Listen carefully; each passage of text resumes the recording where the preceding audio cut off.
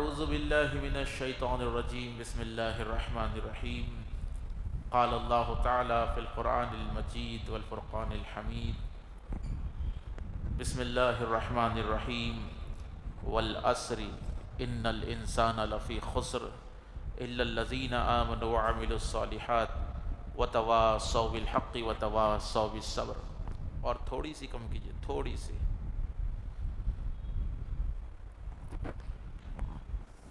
اللہ رب العزت کا بے انتہا فضل و کرم ہے کہ جس نے مجھے اور آپ کو نبی کریم علیہ الصلاۃ والسلام کی امت بابرکت میں پیدا کیا. فین آف کر دو. کیا ہے؟ درود شریف کا نذرانہ پیش کرے گا. سرکار کی امت میں پیدا ہوئے آج غالباً ربیع الثانی کی 11 تاریخ ہے. پکا نا؟ 11ویں کی 11 تاریخ ہے آج. پچھلا جمعہ ارادہ یہ تھا کہ آج کی تقریر کا عنوان سرکار غوث الاعظم رضی اللہ تعالیٰ عنہ کی کرامات پر گفتگو ہوگی، لیکن بے حد افسوس کے ساتھ میں یہ کہوں گا، یہ قوم اب کرامتاں دکھانے کے قابل نہیں رہی. جھولے میں ڈال کے دین دینا ہے.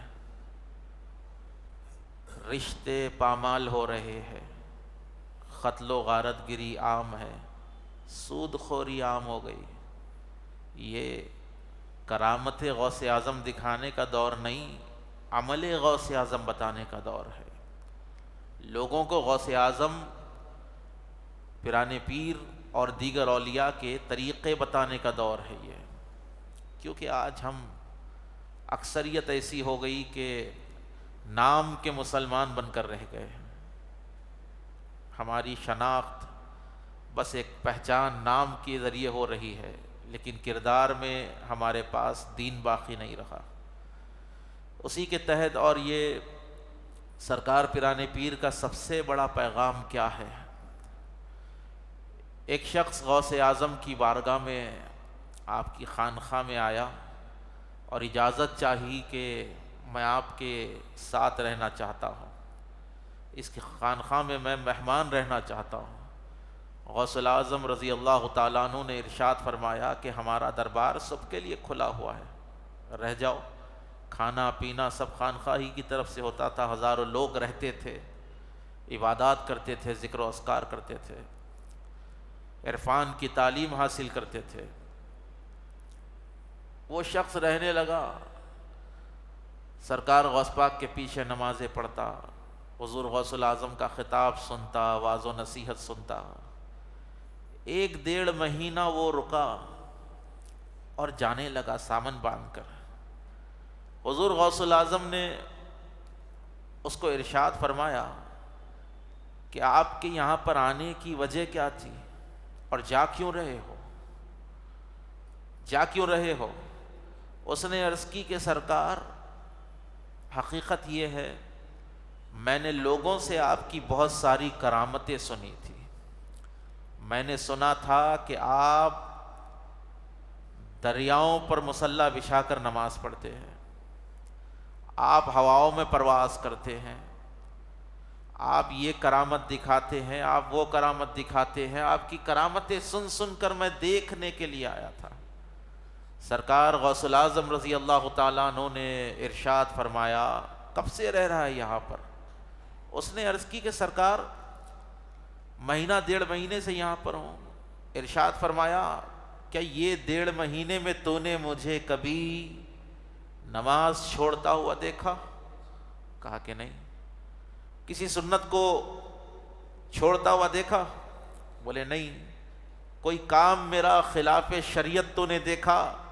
کہا کہ سرکار میں نے آپ کو یہ 1.5 مہینہ جو دیکھا، مکمل میں نے آپ کو شریعت پر دیکھا، سنت رسول پر دیکھا. تو حضور غوث اعظم نے ارشاد فرمایا، ہوا میں اڑنا تو پرندوں کا کام ہے، پانی پر تیرنا تو بطخوں کا کام ہے. سب سے بڑی کرامت شریعت مصطفیٰ پر چلنا ہے، سب سے بڑی کرامت دین پر عمل کرنا ہے۔ تو آج دور کرامتیں بیان کرنے کا نہیں، صرف کرامتیں بیان کرنے کا نہیں، کرامتیں اپنی جگہ حقیقت ہے، لیکن ایسے لوگ جس کو اماں کی قدر نہیں معلوم، بابا کی قدر نہیں معلوم، جس کو خاندان قبیلے کا لحاظ نہیں معلوم، جس کو کیا کھانا کیا پینا وہ نہیں معلوم، اس کے سامنے آپ کرامتیں ہی کرامتیں سنائیں گے تو پھر عمل کب سیکھیں گا انہیں؟ تو بات یہ ہے کہ اس دور کا سب سے بڑا چیلنج جو ہے، اس دور کا سب سے بڑا چیلنج سنت رسول عام کرنا ہے، اسلام عام کرنا ہے۔ اور میں آپ کو آگے لے کر چلوں، کیونکہ دیکھیے ہمارا جمعہ میں آنے کا مقصد کچھ علم حاصل کرنا یہ ہونا چاہیے، کچھ سیکھ کے جانا، جانا یا نہیں جانا بولو، کچھ سیکھ کے جانا۔ آئے وہی نعرے مار دیے چلے گئے، خوش ہو گئے، میں آپ کو خوش کرنے تھوڑی بیٹھا ہوا ہوں، یا مسجد کی کمیٹی والے میرے کو یہ بول کے بٹھائے یہاں پہ کہ ہر جمعہ آنا، لوگوں کو خوش کرنا، ان کو جنت کا ٹکٹ دینا، جاؤ تم جنتی تم جنتی، پہلی سب سے آخری سب جنتی، جاؤ جاؤ جاؤ۔ یہ کام میرا نہیں ہے۔ ایک مقرر کا، میں تو اپنے آپ کو عالم بھی نہیں سمجھتا، 3 4 5 ڈگریاں گھر میں رکھی ہوئی ہے، وہ سائیڈ میں، میں دین کا ایک خادم ہوں۔ کوئی چیز اگر خراب نظر آ رہی ہو تو اس کے اوپر تنقید کرنا، اس کو سدھارنا میرا کام ہے۔ نوجوان اگر بگڑ رہا ہے تو بولنا یہ میرا ہی نہیں، ہر عالم دین کا کام ہونا چاہیے، کیونکہ یہ ممبر کسی کی جاگیر نہیں ہے، یہاں پر بیٹھنے والا لوگوں کی اصلاح کرنے والا ہونا چاہیے، لوگوں کی اصلاح کرنے والا ہونا چاہیے۔ اصلاح کا سب سے پہلا درجہ شروع ہوتا ہے اولاد کی تربیت سے۔ کہاں سے شروع ہوتا؟ اولاد کی تربیت سے شروع ہوتا۔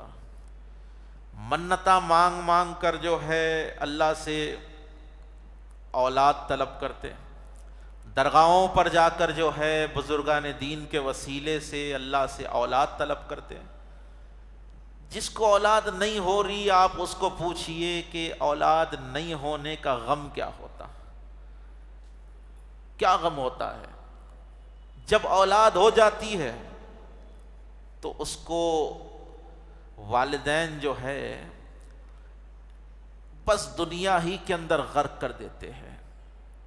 قرآن مقدس میں اللہ رب العزت نے ارشاد فرمایا، یا ایھا الذین آمنوا قوا انفسکم واہلکم نارا، کہ اے ایمان والو اپنے آپ کو اور اپنے گھر والوں کو جہنم کی دہکتی ہوئی آگ سے بچاؤ، خود بھی بچو، گناہوں سے بچو، شیطان کے مکر و فریب سے بچو، اپنی اولاد کو بھی صحیح ٹریک پر چلاؤ۔ یہ کامل والد کی ذمہ داری ہے، یہ ماں باپ کی ذمہ داری ہے۔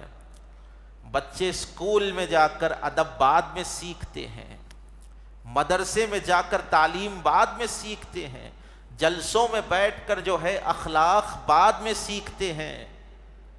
ماں کی گود اولاد کے لیے سب سے پہلا مدرسہ ہے۔ اگر وہ گود سنت رسول کے مطابق رہی تو گود میں پلنے والے بچے اولیاء، کاملین، فقہا ہوتے ہیں۔ اگر اس گود میں ہی خامی ہے، تربیت میں ہی خامی ہے، تو بچے برابر قاتل بنیں گے، بچے برابر سود خور بنیں گے، بچے برابر جواڑی بنیں گے۔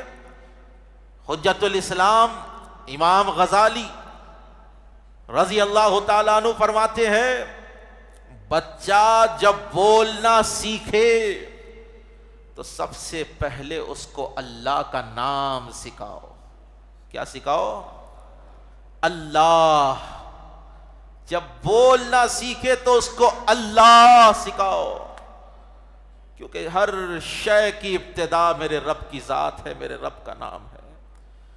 غزالی کہتے ہیں اس کو پاک ماحول میں اس کی پرورش کرو۔ اس کے لیے کوئی اگر آیا منتخب کر رہے ہیں تو وہ بھی دیندار ہونا چاہیے، کیونکہ جیسے لوگوں کی سرپرستی میں بچہ پروان چڑھے گا ویسی کوالٹی بچے کے اندر آئے گی۔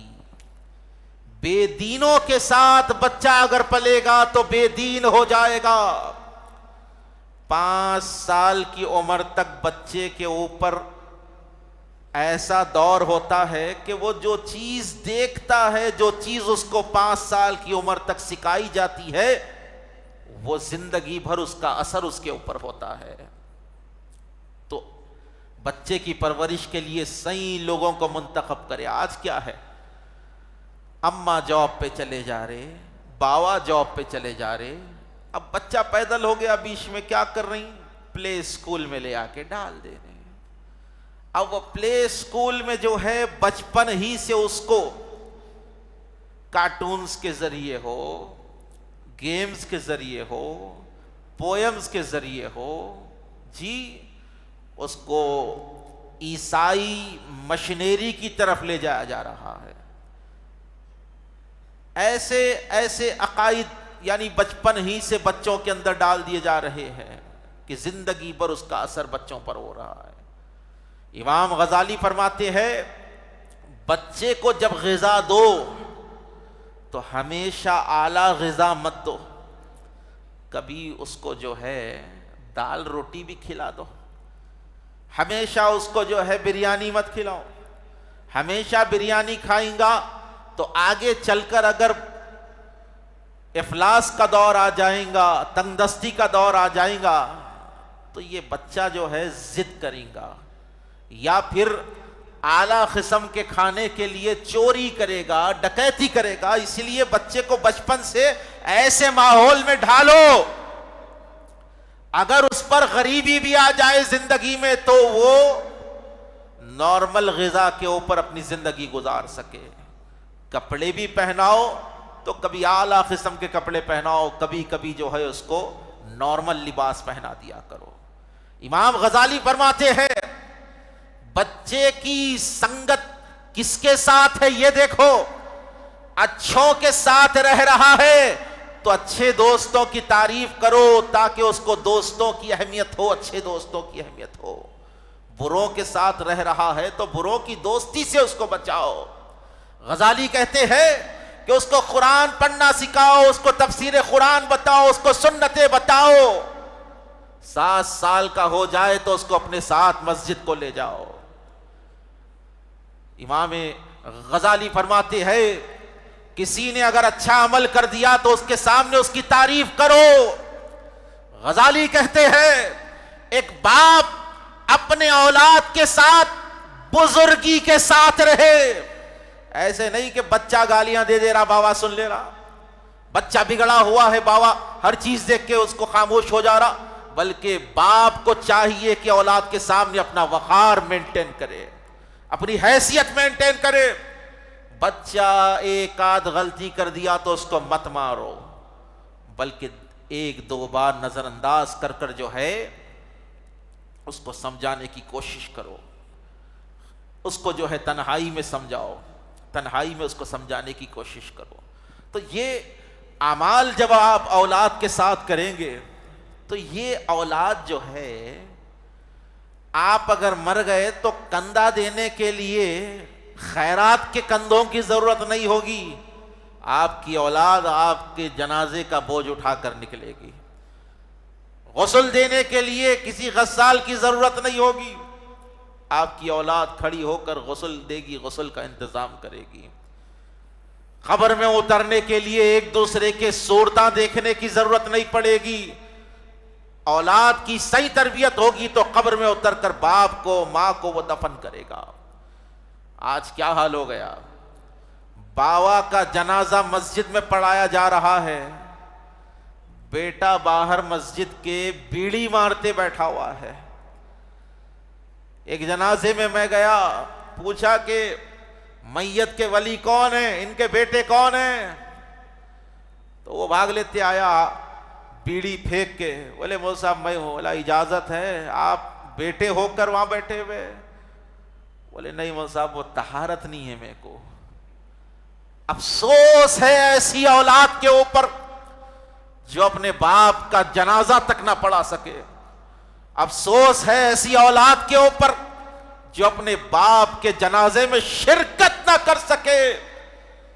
ارے جس اولاد کے لیے باپ جو ہے اپنے دنوں رات قربان کر کر اس کو پروان چڑھاتا ہے، بہتر سے بہتر سکول اس کے لیے انتخاب کرتا ہے، بہتر سے بہتر کالج، اچھی سے اچھی یونیورسٹی کا اس کے لیے انتخاب کرتا ہے، جب وہ بچہ ڈاکٹر، انجینئر، پروفیسر، ہائر سے ہائر ایجوکیشن، ہائر سے ہائر لیول پر چلا جاتا ہے، اگر اس کے اندر دین نہ ہو تو بتائیے آپ نے کیا اپنی زندگی کس کے اوپر قربان کر دی؟ آپ نے اپنی زندگی دیکھو۔ اولاد اگر آپ گنہگار چھوڑ کر جائیں گے تو یہ آپ کے لیے بہت بڑا عتاب ثابت ہوگی۔ حضور نبی کریم فرماتے ہیں کہ جب کوئی قبر کے اندر چلا جاتا ہے کچھ عمل نہیں کر سکتا، اگر اس کی نیک اولاد ہو، اگر وہ نیک عمل کرتی رہے تو وہ نیک عمل کا ثواب باپ کو قبر کے اندر بھی ملتا رہے گا۔ باپ ہی نہیں، دادا تک پہنچے گا، پردادا تک پہنچے گا، پورے شجرے تک پہنچے گا۔ تو اولاد کو نیک بناؤ میاں، اولاد کو نیک بناؤ۔ ماحول اتنا پرفتن ہو گیا، اتنا پرفتن ہو گیا کہ حضور نبی کریم نے جیسے ارشاد فرمایا تھا پوری نشانیاں منعن ہو رہی ہے۔ سرکار نے جو کہا تھا وہ سب کا سب ہو رہا ہے۔ قربان جاؤ اپنے نبی کی ذات پر جس نے آج سے 1450 سال پہلے مدینے کے منبر پر بیٹھ کر قیامت تک آنے والی تمام نشانیوں کو بیان کر دیا۔ اتنا سچا ہمارا مذہب ہے، اتنا سچا ہمارا دین ہے، اتنا سچا ہمارا نبی ہے، اتنا سچا ہمارا قرآن ہے، اتنا سچا ہمارا رب ہے، لیکن افسوس کی بات ہے سچے رب کو تو مانتے ہو، سچے نبی کو تو مانتے ہو، سچے دین پر تو ہو، لیکن افسوس ہے سچائی کے ساتھ کام کیوں نہیں لیتے؟ اپنی زندگی کو کس تباہی کی طرف لے جا رہے ہو، کس بربادی کی طرف اپنی زندگی کو لے جا رہے ہو؟ قبر کے اندھیروں سے کیا ہمیں خوف نہیں ہوتا؟ کیا ہم بھول گئے کہ منکر نکیر کے سوالات بھی ہونے والے ہیں؟ کیا لوگ جو آج مر رہے ہیں کیا وہی مریں گے؟ ہم مرنے والے نہیں ہیں۔ حادثے کتنے ہو رہے ہیں، ہم پھر بھی استغفار نہیں کرتے۔ دنیا ظلم سے بھر چکی ہے، پھر بھی آج ہمارے لبوں کے اوپر استغفار کیوں نہیں آتا؟ ہم توبہ کیوں نہیں کرتے؟ تو ہم شیطان کے چنگل میں پھنس چکے ہیں۔ لوگوں کے سر آج شیطان کے ہاتھوں میں آ چکے ہیں، لوگوں کے قلوب آج دجالی فتنے میں تباہ ہو چکے ہیں، آج بس نام کے مسلمان رہ چکے ہیں۔ لاکھوں ہے، کروڑوں ہے، اربوں ہے، لیکن بتائیے آپ کے مسلمان ہونے سے دین کا کیا فائدہ ہو رہا؟ آپ اگر مسلمان ہیں تو لوگوں کی اصلاح کیجئے، آپ اگر مسلمان ہیں تو آپ کے کردار سے لوگ امپریس ہو کر آپ کا دین قبول کرنا چاہیے۔ آج ہم جو ہے ویسٹرن کلچر کی خواہش میں اس کے اوپر چلتے ہوئے یہی رہتا کہ میں ایک بہت بڑا بزنس ٹائکون بنوں، میں بہت بڑا تاجر بن جاؤں۔ ماشاءاللہ قواعد کے ساتھ تجارت کرو، صداقت کے ساتھ سچائی کے ساتھ بزنس کرو، اللہ آپ کو بہتر سے بہتر درجہ دیں گا، بڑے سے بڑے بزنس مین بنے آپ، بڑے سے بڑے تاجر بنیے آپ، لیکن اس سے پہلے آپ مسلمان تو بن جائیے، مسلمان تو بن جائیے آپ۔ یہ کیسے مسلمان ہیں جس کو جو ہے طہارت کے طریقے نہیں معلوم ہیں؟ یہ کیسے مسلمان ہیں جس کو غسل کے فرائض نہیں معلوم ہیں؟ یہ کیسے مسلمان ہیں جس کو وضو کے فرائض نہیں معلوم ہیں؟ یہ کیسے مسلمان ہیں جس کو نماز کے شرائط فرائض نہیں معلوم ہیں؟ یہ کیسے مسلمان ہیں نہ جس کو حلال معلوم ہے نہ حرام معلوم ہے؟ یہ کیسے مسلمان ہیں نہ جن کو بیٹی کے حقوق معلوم ہے، نہ بیوی کے حقوق معلوم ہے، نہ اولاد کے حقوق معلوم ہے؟ یہ کیسے مسلمان ہے کہ جس کو نہ ماں باپ کا حق معلوم ہے، نہ پڑوسی کا حق معلوم ہے، نہ دوستی کے قاعدے معلوم ہے؟ انسان میں اور جانور میں کچھ فرق ہونا چاہیے۔ ایک بندر مر گیا، ایک کوا مر گیا، تو کوے پکارتے رہتے آ کے، پرسا دیتے اس کی موت کا۔ جانور جب مر جاتے ہیں تو دوسرے جانور جمع ہو جاتے ہیں، لیکن آج انسانی جان جو ہے کتنی ہلکی ہو چکی ہے، انسان قتل کیے جا رہے ہیں، اور آپ کو جو ہے کھانا بھی ہضم ہو رہا ہے، آپ کے حلق سے کھانا بھی اتر رہا ہے۔ میرے نبی علیہ الصلوۃ والسلام نے ارشاد فرمایا کہ مومن کی طرف خنجر بھی دکھانا، کوئی اپنے مسلمان بھائی کی طرف خنجر سے اشارہ کرتا ہے، مارتا نہیں، صرف اشارہ کرتا ہے تو فرشتے اس کے اوپر لعنت کرتے ہیں۔ میرے نبی علیہ الصلوۃ والسلام نے ارشاد فرمایا فسوق المسلم سباب المسلم، فسوق مسلمان کو گالی دینا گناہ ہے، وقتالہ کفر، اور اس کو قتل کرنا کفر ہے، اس کو قتل کرنا کفر ہے۔ مومن کو گالی دینا گناہ اور اس کو قتل کرنا کفر۔ اور میرے نبی کریم علیہ السلام نے ارشاد فرمایا کہ اگر کسی قتل میں، ایک انسان کے قتل میں زمین و آسمان کی مخلوق بھی اکٹھا ہو جائے تو اللہ تعالیٰ سب کو جہنم میں ڈال دے گا۔ اور میرے نبی نے ارشاد فرمایا اگر مشرق میں قتل ہو تو کوئی مغرب میں بیٹھ کر وہ قاتل کی مذمت نہ کرے بلکہ قتل سے راضی ہو، تو میرے نبی فرماتے ہیں یہ مشرق والا مغرب والا دونوں قتل میں شامل ہے۔ آج کیا رویہ ہے ہمارا؟ قتلوں پر قتل ہو رہے ہیں لیکن قاتلوں کے بارے میں کوئی رد نہیں ہوتا۔ اب کہاں گئے وہ کیمپین؟ اب کہاں ہے وہ علماء؟ اب کہاں ہے وہ لوگ جو میلاد میں بچے پنگی بجائے تو نکل جاتے ہیں یہ غلط ہے، بچے ناچے تو بولتے یہ غلط ہے، برابر ہے۔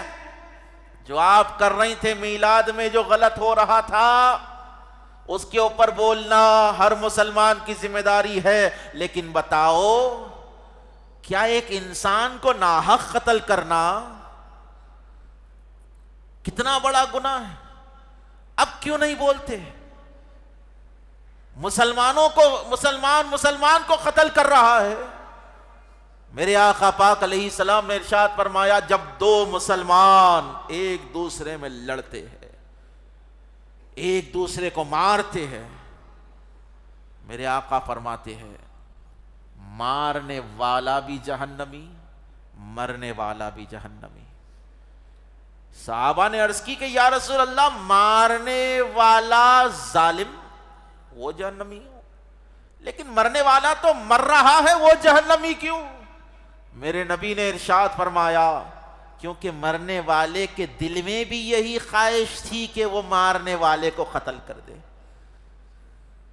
کدھر ہماری زندگیاں جا رہی ہے؟ ایک دوسرے سے جھگڑے، ایک گروپ دوسرے گروپ میں لڑ رہا ہے، ایک مسلمان دوسرے مسلمان کا دشمن بنا ہوا ہے.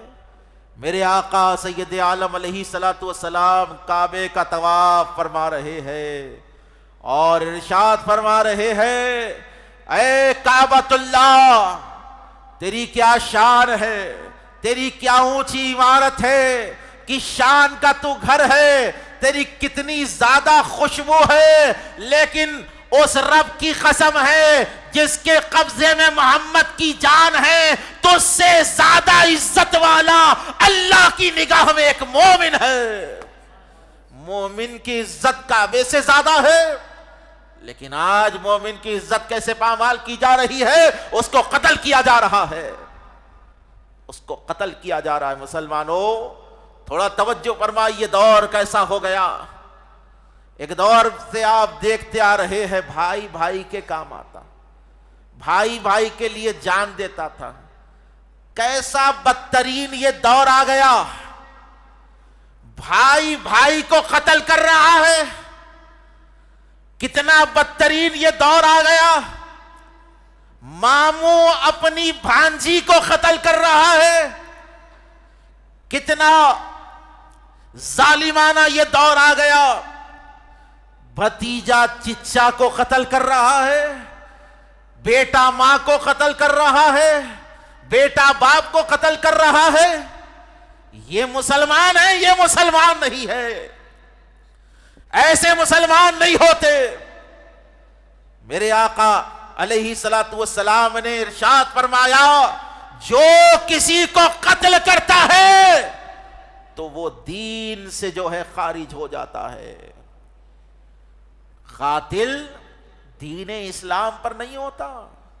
اللہ تعالیٰ ارشاد فرماتا ہے اگر کسی نے ایک جان کو قتل کیا ناحق گویا اس نے ساری انسانیت کا قتل کیا.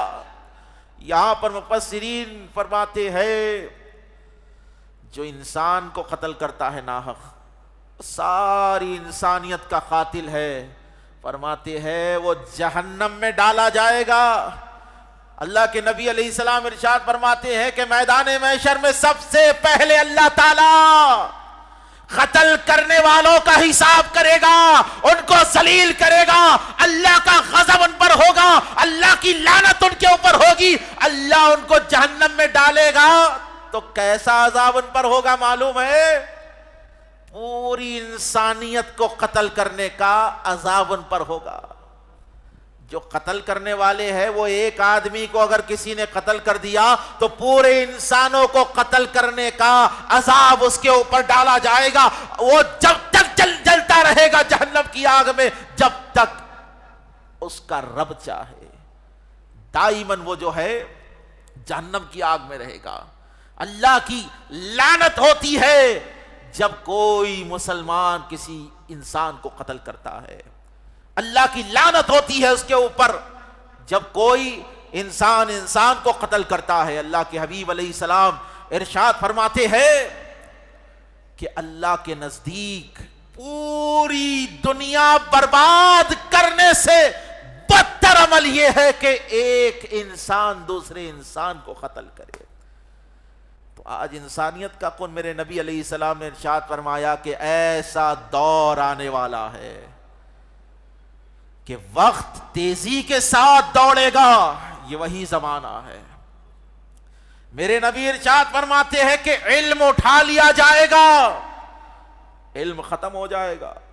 آج جو ہے چیٹ جی پی ٹی دیکھ لیجئے، پورا انٹرنیٹ میڈیا دیکھ لیجئے، لاکھوں کروڑوں کتابیں ہر آدمی کے پاس ہے. آپ کے فون میں آپ کے جیب میں دنیا کا تمام علم سمٹ کے آ گیا، لیکن علم پر عمل نہیں رہا.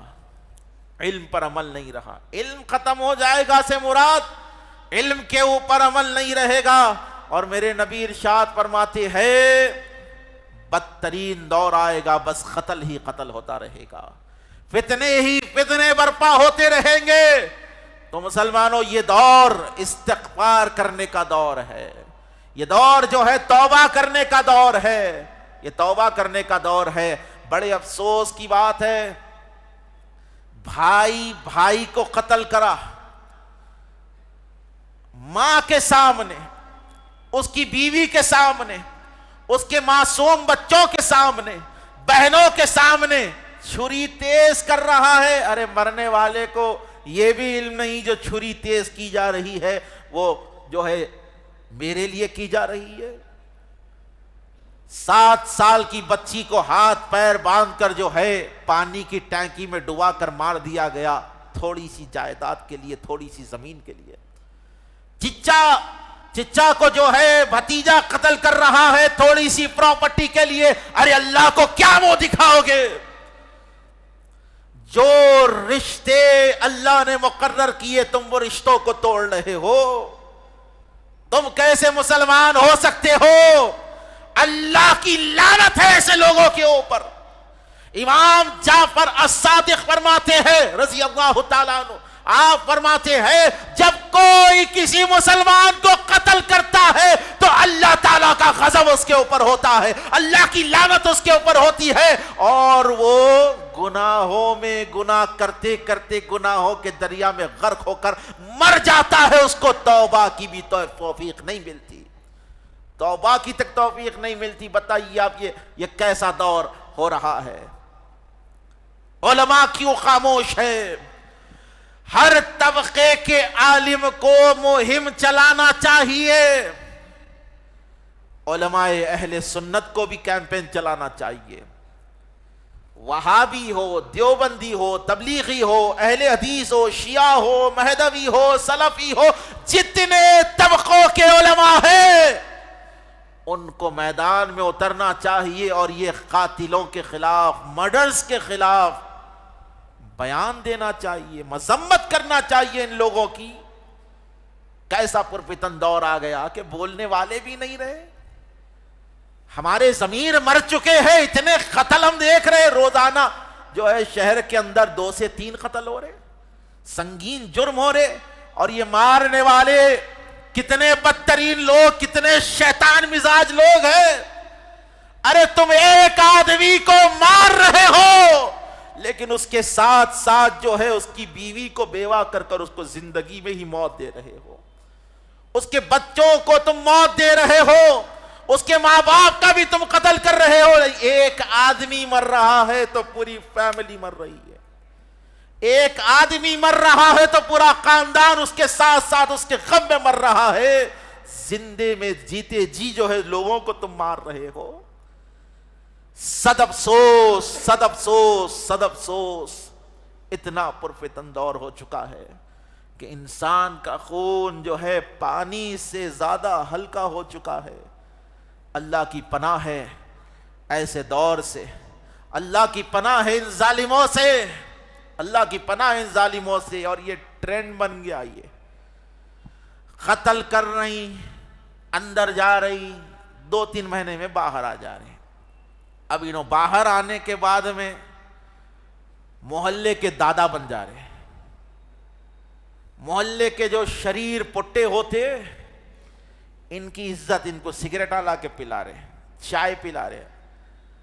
انہوں ولیمے کے اندر آئے تو ان کے لیے ٹیبل پہلے سے فکس رہنا. کئی کو راؤڈی ہے انہوں، ایسے راؤڈی، ایسے ڈانس، ایسے قاتل جوتے کی نوک کے اوپر ہے. یہ عزت دے دے کر جو ہے آج معاشرے کے اندر فساد پھیلایا جا رہا ہے. امام حسن بصری فرماتے ہیں کہ قاتل جو ہوتا ہے اس کو شہر بدر کر دیا جائے، اس سے تعلق نہ رکھا جائے. لیکن بڑے افسوس کی بات ہے آج قاتلوں کو ہماری دعوتوں میں بلایا جا رہا ہے، آج قاتلوں کو عزت دی جا رہی ہے. معلوم ہے بھائی 2 کو ٹپکائے ہوئے ہیں، ارے انہوں 3-4 کو ڈالے ہوئے ہیں، ارے انہیں 3-4 کو ڈال کے جیلاں کاٹ کے آیا. کل کے دن تیرے بھائی کا بھی نمبر ہو سکتا، کل کے دن تیرے باپ کا نمبر ہو سکتا، کل کے دن تیری اولاد کو نہیں مار سکتا، کل کے دن تیرے خاندان، قبیلے، دوست احباب میں مار سکتا. یہ کتے ہیں، یہ کسی پر بھی بھونک سکتے ہیں، کسی کو بھی کاٹ سکتے ہیں. ان بھیڑیوں سے کوئی قسم کا لگاؤ نہ رکھے. اگر واقعی سچے مسلمان ہو تو یہ قاتلوں کا کمپلیٹلی بائیکاٹ کرے. جب حکومت ناکام ہے ان کو پکڑنے سے، جب جو ہے پولیس ناکام ہو جا رہی ان کو سزا دینے سے، تو ان کا سوشل بائیکاٹ کرنا چاہیے، سوشل بائیکاٹ ان کا کرنا چاہیے۔ افسوس کی بات ہے جب یہ جیلوں سے چھٹ کے آتے تو جشن منایا جاتا، چھٹ کے آ گئے، نعوذ باللہ من ذالک۔ اگر کسی نے کسی قتل کے اندر قاتل کا سپورٹ کر دیا تو میرے نبی ارشاد فرماتے ہیں قاتل کے ساتھ ساتھ اس کو بھی جہنم میں ڈالا جائے گا۔ عہد کرو، اگرچہ تم یہاں پر مختصر بیٹھے ہوئے ہو، ایک وعدہ اللہ سے کرو، اللہ سے کرو۔ میں تو بس تم کو بول رہا ہوں، آپ اور آپ کا رب، ابھی اپنے رب سے وعدہ کرو کہ مولا تعالیٰ کسی انسان کو قتل نہیں کروں گا۔ اپنے رب سے وعدہ کر لیجیے، لوگوں کو دکھا کر فائدہ نہیں ہے، ہاتھ اٹھا کر وعدے کر دے رہے، بول کے وعدے کر رہے۔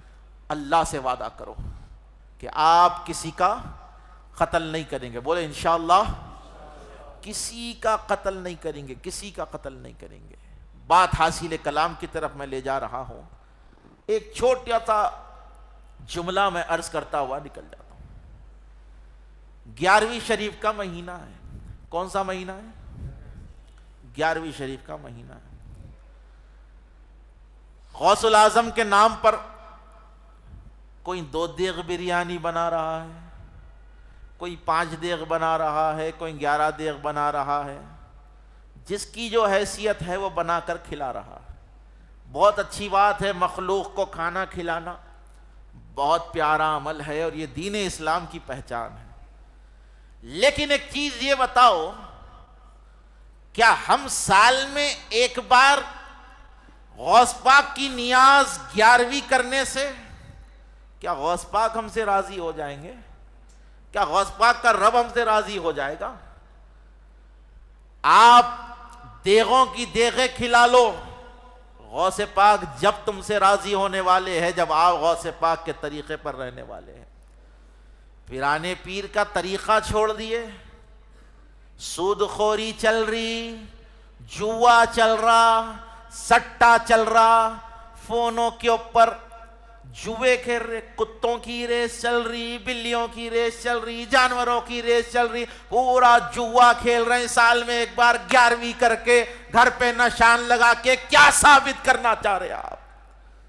یہ غوث پاک کی غلامی، یہ غوث پاک کی غلامی نہیں ہے۔ غوث الاعظم کے غلام حلال غذا کھاتے، بولیے کون سی غذا کھاتے ہیں؟ حلال غذا کھاتے، وہ سود نہیں کھاتا۔ غوث کا دیوانہ، غوث کا دیوانہ بے نمازی نہیں ہوتا، غوث کا دیوانہ قاتل نہیں ہوتا، غوث کا دیوانہ شرابی نہیں ہوتا، غوث اعظم کا دیوانہ 5 وقتہ نمازی ہوتا ہے، غوث اعظم کا دیوانہ درود شریف کی کثرت کرتا ہے، غوث اعظم کا دیوانہ پڑوسیوں کا حق ادا کرتا ہے۔ تم کیسے دیوانے ہو بھائی؟ 11ویں کے دن جو ہے 11ویں کر کے دیگ بنا کے کھلا دیے تو بڑا تیر کھینچ کے مار دیے تم۔ اور میں گزارش کروں گا ان لوگوں سے بھی جو 11ویں کی نیاز ہو، غریب نواز کے فاتحہ ہو یا میلاد کا کھانا ہو، روڈوں کے اوپر جو کھلاتے نا کنٹریبیوشن کر کے، چندہ لے کے 11ویں کرتے، بس سٹینڈوں پہ، آٹو سٹینڈوں پہ، محلوں کے اندر نوجوان بچے بھی جو ہے کنٹریبیوشن کر کے غلہ بنا کے لوگوں سے پیسے لے کے 11ویں کر کے لوگوں کو کھانا کھلاتے۔ اگر آپ چندے کے اوپر نیاز کرنا چاہ رہے تو میں بولنا چاہتا ہوں ایک شرط کے اوپر کھلاؤ کھانا کہ آپ جس سے چندہ لے رہے ہیں، پیسہ لے رہے ہیں، نذرانہ لے رہے ہیں، تحقیق کر کے لو کہ دینے والا جوئے کے پیسے تو نہیں دے رہا، دینے والا شراب بیچ کر تو پیسہ نہیں دے رہا، دینے والا کسی کو لوٹ کر تو پیسے نہیں دے رہا، دینے والا سود خور تو نہیں ہے۔ اگر سود کا پیسہ لگا کر، چوری کا پیسہ لگا کر، اگر نشے کا پیسہ لگا کر، جوئے کا پیسہ لگا کر 11ویں کرو، 12ویں کرو، اللہ منہ پر مار دے گا، قبول نہیں ہوتی۔ اور جو کھاتا اس کا بھی ایمان خراب ہو جاتا۔ تو اللہ کے واسطے روڈوں کے اوپر محلوں میں جو 11ویں ہوتے چندے پہ، ارے بھائی اگر غوث پاک سے محبت ہے تو پاک پیسہ 4-5 آدمی مل کے 10-10 20-20 ہزار ڈال کے کھلاؤ۔ غوث العظم کی 11ویں اتنا بڑا نام ہے، وہ بھی چندے پہ لا کے چھوڑے ہوئے آپ. تو عرض کرنے کا مقصد یہ ہے، کچھ ایسے نوجوان ہیں، دیکھو دین کا جذبہ ہے ماشاءاللہ، غوث پاک سے محبت ہے، کھانا کھلانے میں مزہ آتا، اچھی چیز ہے، بہت اچھی چیز ہے. اللہ آپ کے کاروبار میں برکت دے، اللہ تعالیٰ آپ کے تقوی میں برکت دے، اللہ آپ کی محبتوں میں برکت دے. لیکن بتاؤ کیا دودھ کے اندر، ایک گلاس دودھ کے اندر ایک مینگنی ڈال کے ہلا کے پلائے تو پیتے آپ؟ نہیں پیتے. ایک مینگنی پورے دودھ کو خراب کر دیتی. اسی طریقے سے سود کا 1 روپیہ 11ویں کی نیاز کو خراب کر دیتا، 12ویں کی فاتحہ کو خراب کر دیتا. لوگوں کو کھانا جو کھلا رہے نا، ان کا پیٹ بھی خراب ہو جاتا، ان کے ذہن بھی خراب ہو جاتے، ان کی روحانیت خراب ہو جاتی. اب بولتے ہیں نہیں مول صاحب، غوث پاک کا نام لگ گیا نا، پیٹ نہیں دکھانا. مؤذن دن میں 5 وقت بلا رہا، حی علی الصلاۃ حی علی الفلاح، وہاں پیٹ دکھا کے بھاگ رہا. غلے پہ بیٹھ کے نوٹا گن رہا، وہاں یاد نہیں آ رہی پیٹ، یہیں پیٹ یاد آتی. نہیں، پیٹ نہیں دکھانا، بلائے تو جانا کوئی بھی ہو. ارے عقل کے اندھے، حرام غذا کے اوپر، سود سے پکے ہوئے کھانے کے اوپر 70 بار بھی سورہ فاتحہ پڑھ دو تو وہ حلال نہیں ہوتا. غوث پاک کا نام لگنے سے کیسے حلال ہو جائے گا؟ غریب نواز کا نام لگنے سے کیسے حلال ہو جائے گا؟ جہالت کو ختم کرو، 11ویں کرو، جہالت مت کرو.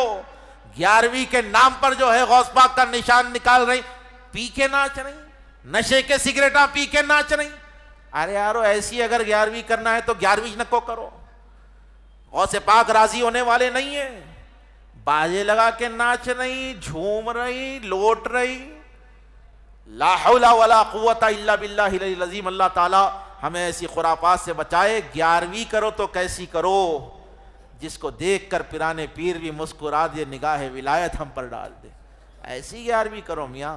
11ویں کرے تو ایسی کرو کہ آپ کے گھر کے باہر غوث پاک کے لنگر میں بریانی بھی پڑے اور آپ کے گھر میں مصلی بھی رہے کہ آپ 5 وقتہ نمازی رہے. اگر نمازوں کو چھوڑ کے، شریعت کو چھوڑ کے زندگی بھر بھی 11ویں کرتے رہے تو غوث پاک آپ کا ساتھ دینے والے نہیں ہیں. کیونکہ پیرانے پیر اسی سے محبت کرتے ہیں جو اللہ تعالیٰ سے محبت کرتا ہے، اس کے رسول سے محبت کرتا ہے، رسول کے دین سے محبت کرتا ہے. اللہ کی بارگاہ میں دعا ہے مولا تعالیٰ مجھے بولنے سے زیادہ اس پر عمل کرنے کی توفیق عطا فرمائے.